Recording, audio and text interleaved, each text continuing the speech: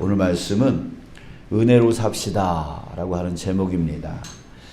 자, 오늘 본문에서도요, 사도 바울은 계속해서 믿음이 아닌 그 율법 행위로 살아가려고 하는 자들을 향해서 성경을 인용하면서 계속해서 그것이 잘못됐음을 설득하고 있습니다.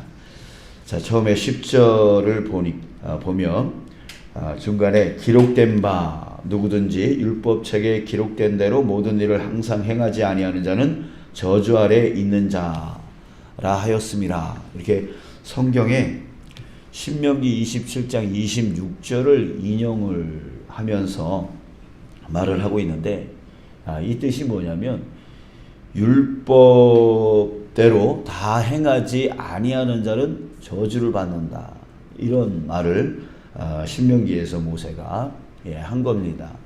그러니까 율법을 다 행하지 아니하는 자는 저주받는다. 그래서 율법을 다 행해야 된다, 이런 것을 강조했는데, 자, 그런데 이 말씀을 가지고 바울은 뭐라고 얘기를 했냐면, 그 10절 첫 번째 보면은 무릇 율법 행위에 속한 자들은 저주 아래에 있다, 이렇게 말했어요. 자, 여러분 좀 우리 생각을 해봤으면 좋겠어요. 신명기에서는 율법을 행하지 않는 자, 행하지 않는 자가 저주 아래에 있다, 저주받는다, 이렇게 말하고 있는데, 사도 바울은 율법 행위에 속한 자, 그러니까 율법을 행하는 자, 그런 자가 저주 아래에 있다, 이렇게 말하고 있는 거예요. 그러니까 신명기에서는 율법을 행하지 아니하면 저주받는다. 그러면 율법을 행하면 어떻게 돼야 돼요? 축복받아야 되잖아요. 그런데 사도 바울은 그렇게 얘기하지 아니하고 율법을 행하는 자가 저주받는다, 이렇게 얘기하고 있어요. 아니, 율법을 행하지 않는 자가 저주 아래에 있다면 율법을 행하는 자는 축복을 받아야 되는데, 율법을 행하지 아니하는 자도 저주받고 율법을 행하는 자도 저주받는다, 이런 식으로 얘기하고 있단 말이죠. 자, 왜 그럴까요? 자, 이것 때문에 그렇습니다. 11절에 한번 보세요. 또 하나님 앞에서 아무도 율법으로 말미암아 의롭게 되지 못할 것이 분명하니, 이렇게 말하고 있습니다. 자, 무슨 얘기냐면 하나님 앞에서 율법을 가지고 의롭게 될 사람은 없다. 다시 말해서 여러분, 그렇지 않아요? 율법이 한두 가지가 아닙니다. 그 한두 가지가 아닌 것을 지켜나갈 때에 그 율법 전체를 완벽하게, 완전하게 그 율법을 다 지킬 수 있는 사람이 없다는 얘기예요. 만약에 100개의 율법이 있다면 그 100개 중에 99개는 다 지켰어요. 근데 그 율법 나머지 1개를 지키지 아니하면 어떻게 할까요? 율법을 다 지켰다라고 할 수 있을까요? 아니죠. 아무리 열심히 해서 100개 중에 99개를 잘 지켰다라고 해도 나머지 1개의 율법을 지키지 않았다면 그 율법은 지키지 않은 것이 되어지는 거예요. 여러분, 하나님 앞에서 율법을 완벽하게, 그리고 또 항상 지켜나가는 것으로 하나님 앞에 나 의롭게 살았습니다 라고 할 수 있는 사람은 세상에 아무도 없다는 얘기예요. 아무도 없다는 얘기예요.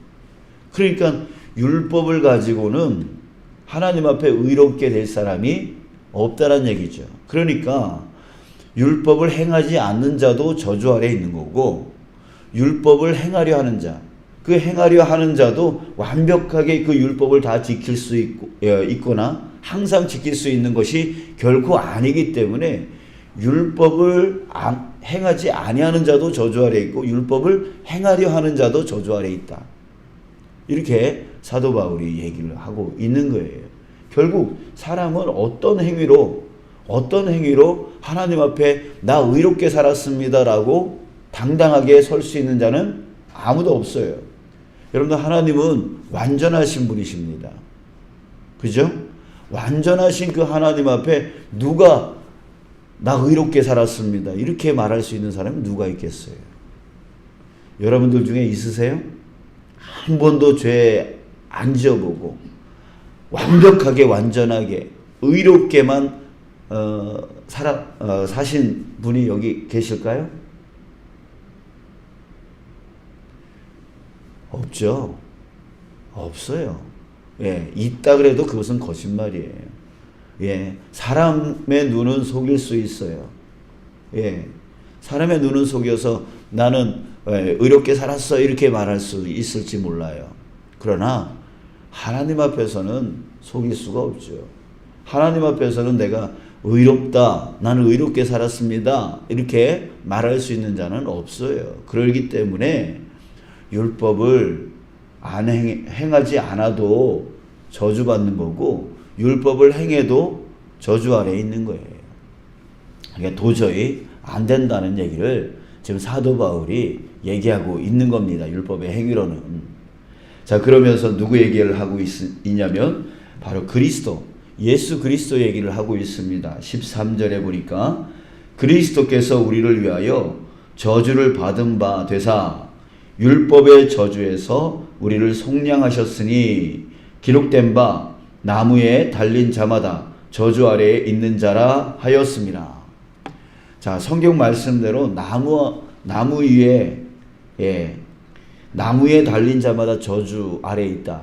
그러니까 예수님께서 그 나무에 십자가에 달리심으로 인해서 저주를 받으셨다는 거예요.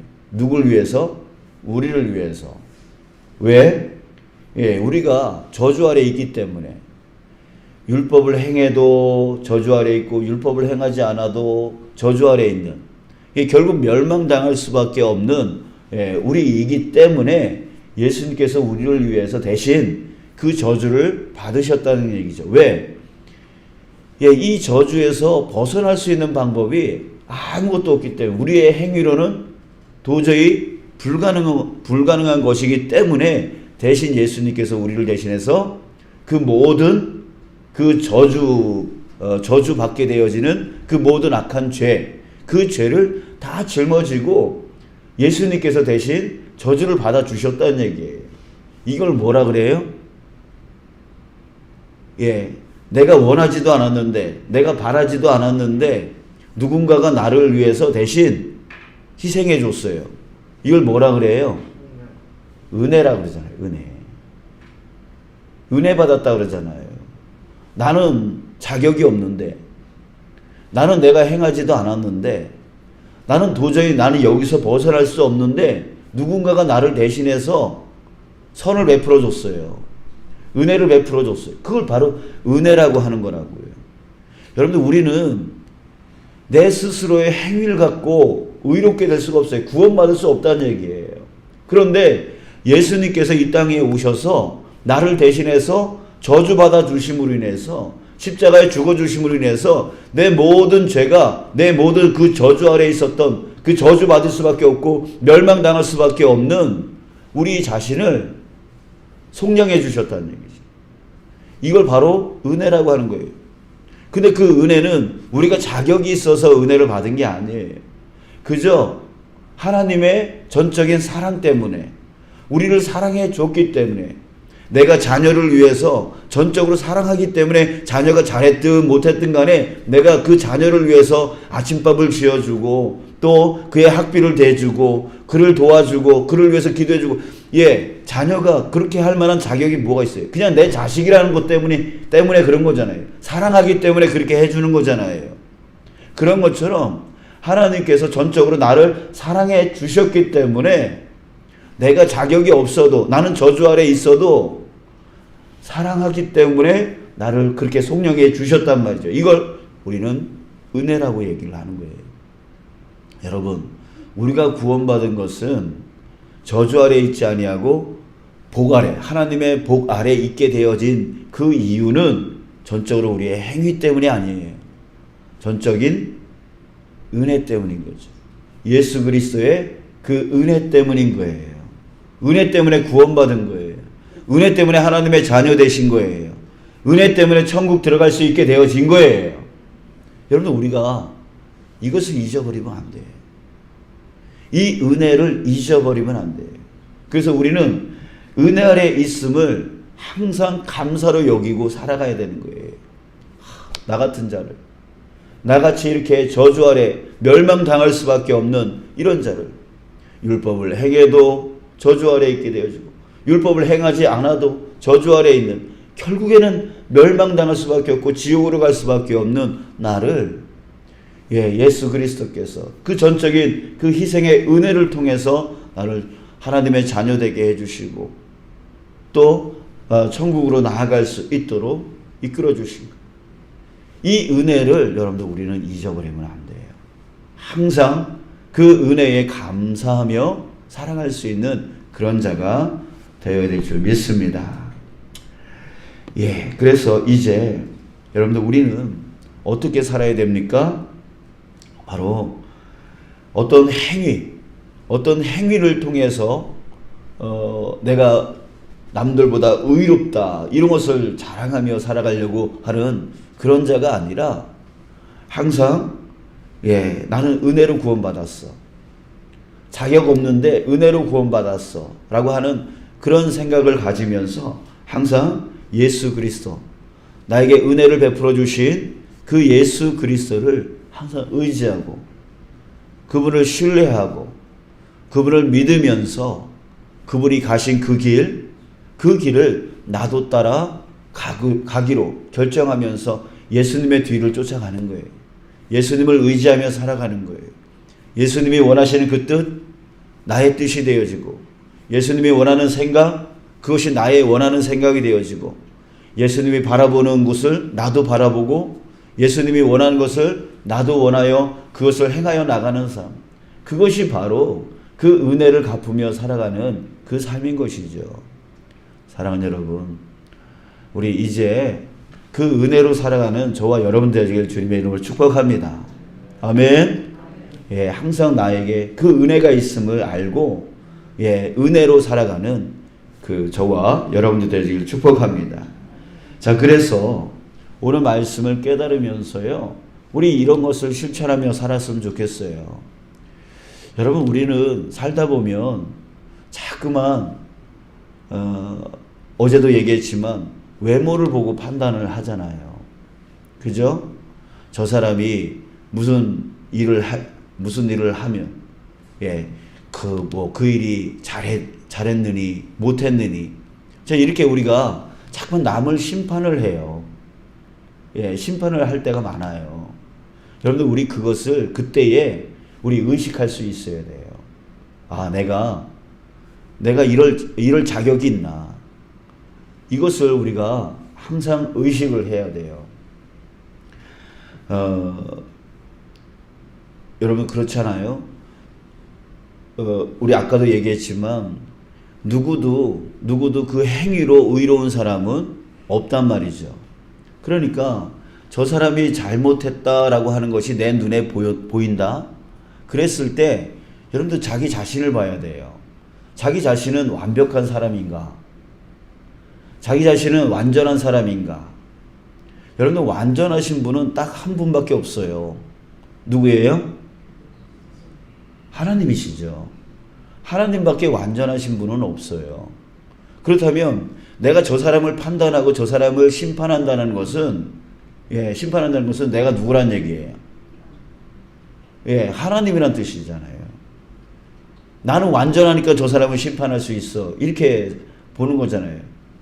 근데 나도 완전하지 않고 나도 죄인인데 저 사람이 잘못했다고 해서 저 사람을 심판을 할 수는 또 없잖아요.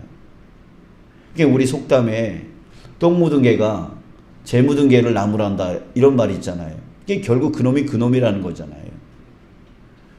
이게 결국 남을 우리는 심판할 수가 없어요. 심판한다면 내가 하나님이 되어지는 거예요. 그러면 결국은 교만의 죄가 내 안에 있는 것이죠.